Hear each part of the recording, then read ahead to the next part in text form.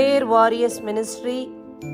இன்றைய வாக்குத்தத்தம் கலாத்தியர் 6 இறை வார்த்தை 8.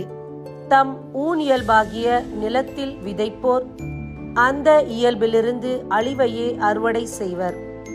ஆவிக்குரிய வாழ்வாகிய நிலத்தில் விதைப்போர் அந்த ஆவி அருளும் நிலை வாழ்வை அறுவடை செய்வர். அன்பார்ந்தவர்களே, இந்த நாளில் நாம் எதை விதைக்கிறோம், எந்த இடத்தில் விதைக்கிறோம், அது மிகவும் முக்கியமான காரியமாக இருக்கின்றது. நல்ல நிலத்தில் போடப்பட்ட விதைகள் நன்மையை கொடுக்கின்றன, கெட்ட நிலத்தில் போடப்பட்ட விதைகள் அழிந்து போகின்றன. அதே போலத்தான் இன்றைக்கு உலக பிரகாரமான காரியத்தில் நாம் விதைத்து கொண்டிருக்கின்றோமா, அல்லது ஆண்டவருக்கு பிரியமான காரியத்தில் விதைத்து கொண்டிருக்கின்றோமா? நம்முடைய கரத்தின் செயல்களும் நம்முடைய கால்களின் நடைகளும் எதை நோக்கி பயணித்துக் கொண்டிருக்கின்றது? ஆண்டவரை நோக்கியா அல்லது உலக பிரகாரத்தை நோக்கியா?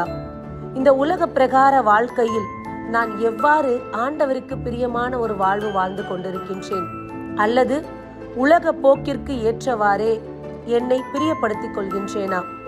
கவனிக்க வேண்டிய ஒரு விஷயம், நம்முடைய வாழ்வு எப்படி இருக்கின்றது? எதில் நான் விதைத்து கொண்டிருக்கின்றேன்? உலகத்திற்கா அல்லது பரலோக ராஜ்யத்திற்கா? இந்த நாள் இறைவன் நமக்கு கொடுக்கும் செய்தி இதுதான். உலக பிரகாரமான காரியத்தில் விதைத்தாய் என்றால் அது நமக்கு அழிவை நிச்சயமாய் தரும். ஆனால் ஆவிக்குரிய வாழ்வில் நீ விதைத்தாய் என்றால் நிறைவாழ்வையும் நன்மைக்கு ஏதுவான காரியத்தையும் நீங்கள் அறுவடை செய்வீர்கள். இறைவனை மட்டும் நம்புவோம். அவர் சொல்லும் வார்த்தையை பின்பற்றுவோம்.